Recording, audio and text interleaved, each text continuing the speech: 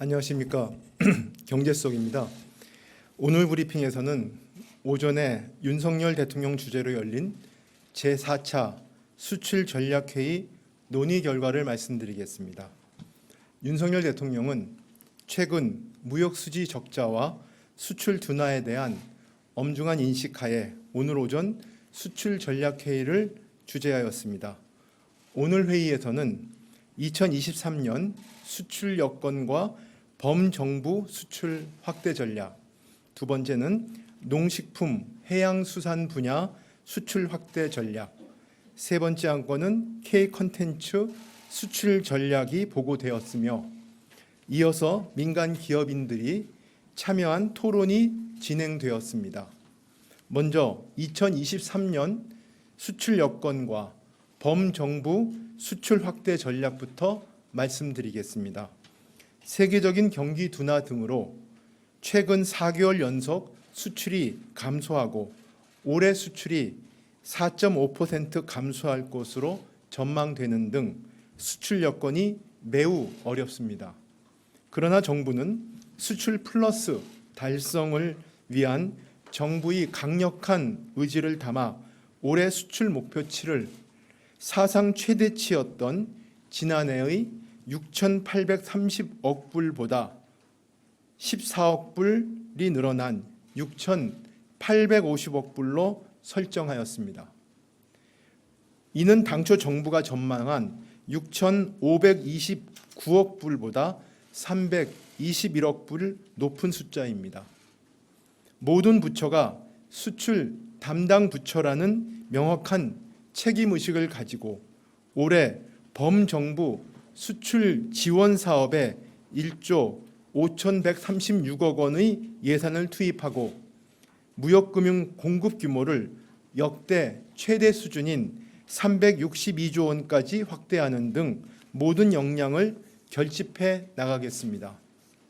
수출 목표를 차질 없이 달성하기 위해 부처별 수출 목표를 명확히 설정하고 부처별로 수출 투자 책임관을 지정하여 수출 목표 이행 상황을 체계적으로 점검, 관리해 나갈 계획입니다.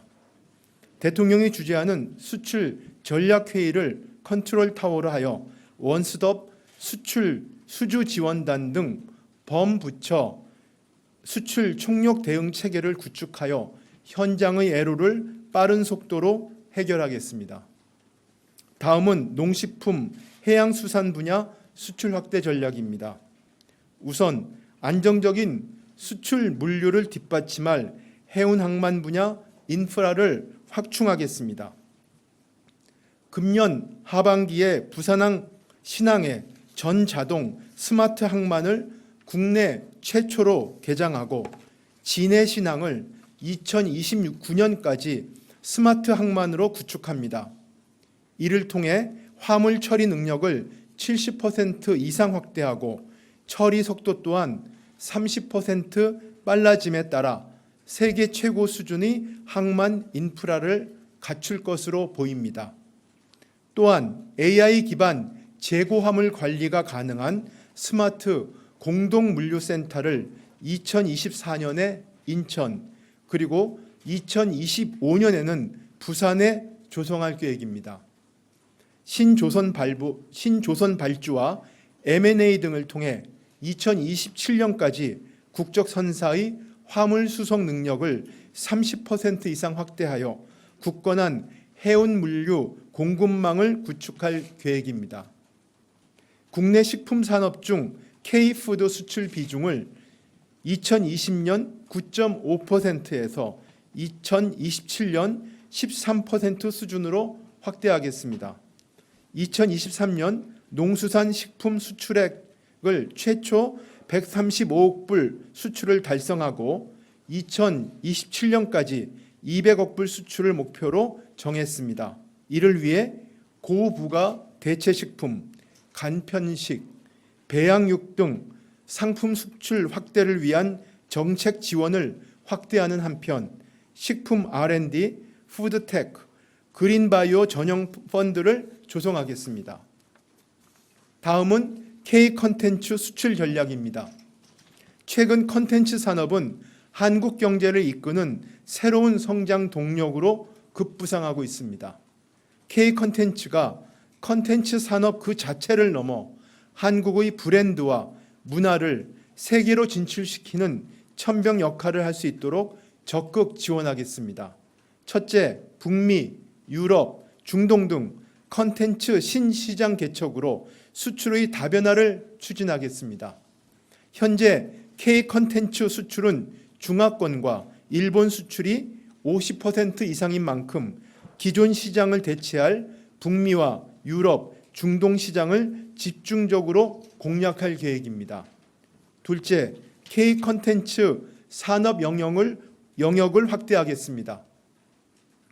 최근 전 세계적으로 큰 인기를 끌고 있는 웹툰의 해외 시장 확대를 위해 웹툰 플랫폼사의 해외 진출을 지원하고 해외 주요 도시 비즈 매칭 행사 등으로 판로를 개척하겠습니다. 또한 국내 컨텐츠 제작사의 외국 투자 유치 기회를 확대하고 글로벌 OTT와의 협력 강화를 통해 K 컨텐츠를 전 세계로 유통 및 확산시키겠습니다. 셋째, 올해 역대 최대로 편성한 정책금융 7,900억 원을 내년에는 1조 원으로 확대하여 K 컨텐츠 펀드, 이자 지원 등을 통해 컨텐츠 업계 자금 부족을 해소하겠습니다. 또한 전자 여행 허가 제도를 개선하여 K컬처 융합 관광객의 한국 방문 활성화를 위해 불법 체류 가능성이 낮은 국가를 중심으로 KETA, 즉 전자 여행 허가 면제를 추진하겠습니다. 이상으로서 일단 브리핑을 마치겠습니다.